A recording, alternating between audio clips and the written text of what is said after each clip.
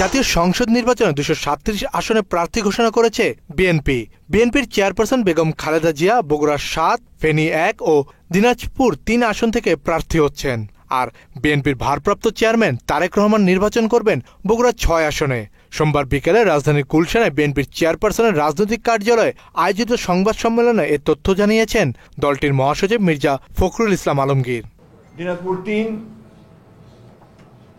বেগম খালেদা জিয়া, দিনাজপুর সদর থেকে বেগম খালেদা জিয়া, ফেনী 1 বেগম খালেদা জিয়া, বগুড়া 7 বেগম খালেদা জিয়া। তারেক রহমান এবারই প্রথম জাতীয় সংসদ নির্বাচনে প্রার্থী হিসেবে ভোটে লড়বেন। 2008 সালের 11 সেপ্টেম্বর দেশ ছাড়ার পর দীর্ঘ প্রায় 1.5 যুগ তিনি লন্ডনে অবস্থান করছেন। বগুড়া 6 তারেক রহমান। এদিকে ঠাকুরগাঁও 1 আসনে লড়বেন বিএনপি মহাসচিব মির্জা ফখরুল ইসলাম আলমগীর। কিশোরগঞ্জ 4 আসনে বিএনপির মনোনয়ন পেয়েছেন অ্যাডভোকেট মোহাম্মদ ফজলুর রহমান।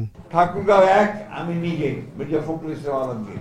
ত্রয়োদশ জাতীয় সংসদ নির্বাচনে ঢাকার 20টি আসনের মধ্যে 13টিতে প্রার্থীর নাম ঘোষণা করেছে বিএনপি।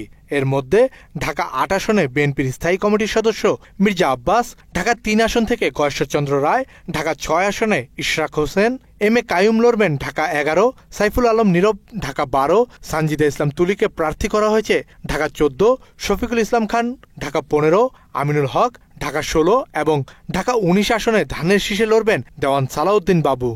ঢাকা 1 খন্দকার আবু আশফাক, ঢাকা 2 আমানুল্লাহ আমান, ঢাকা 3 গয়েশ্বরচন্দ্র রায়, ঢাকা 4 তানভীর আহমেদ রবিন, ঢাকা 5 নবিউল্লাহ নবী, ঢাকা 6 ইশরাক হোসেন, ঢাকা 7 পরে ঘোষণা করা হবে, ঢাকা 8 মির্জা আব্বাস উদ্দিন আহমেদ, ঢাকা 9 পরে ঘোষণা করা হবে, ঢাকা 10 পরে ঘোষণা করা হবে। মাত্র 30% টাকায় জমির মালিক হয়ে নতুন বাংলাদেশের গড়ে তোলার স্বপ্ন দেখা বাংলা বসতি। এছাড়া চট্টগ্রাম 10 আসনে বিএনপির স্থায়ী কমিটির সদস্য আমির খসরু মাহমুদ চৌধুরী ও কক্সবাজার 1 আসন থেকে সালাউদ্দিন আহমেদ বিএনপির প্রার্থী হচ্ছেন। চট্টগ্রাম 7 হুম্মাম কাদের চৌধুরী, চট্টগ্রাম 8 এরশাদুল্লাহ, চট্টগ্রাম 9 মোহাম্মদ আবু সুফিয়ান, চট্টগ্রাম 10 আমির খসরু মাহমুদ চৌধুরী।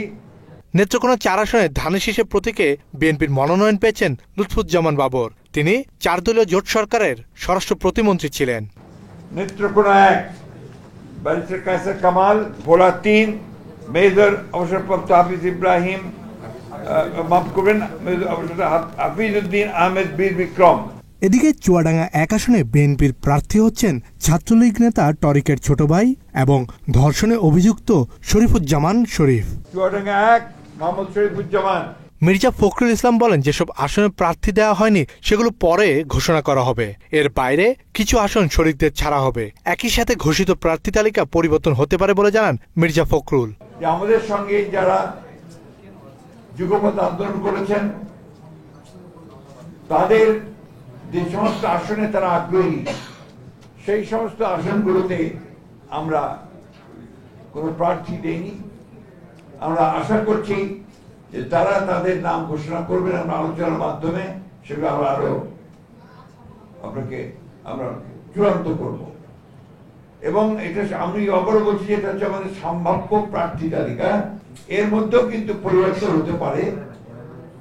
আমরা বিশেষ করে আমাদের যুগপৎ আন্দোলনে যারা শরিক দলগুলো আছেন তাদের সঙ্গে আলোচনার ভিত্তিতে আমরা এই পরিবর্তনগুলো আনতে পারি, অথবা যদি স্ট্যান্ডিং কমিটি মনে করে, পার্লামেন্ট বোর্ড মনে করে তারা কোনো আসলে পরিবর্তন আনবেন, সেটা নিঃসন্দেহে যে নিয়মগুলো আছে সেই নিয়মগুলো মেনে আমরা সেইভাবে আমরা পরিবর্তন নিয়ে আসতে।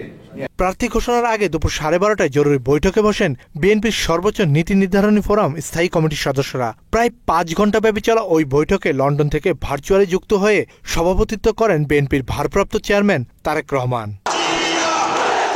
আগামী ফেব্রুয়ারির প্রথমার্ধে জাতীয় সংসদ নির্বাচন অনুষ্ঠিত হওয়ার কথা রয়েছে। আগামী ডিসেম্বরের প্রথমে নির্বাচনের তফসিল ঘোষণা করা হবে বলে জানিয়েছে নির্বাচন কমিশন। কাজী পাপ্পু, বাংলা এডিশন।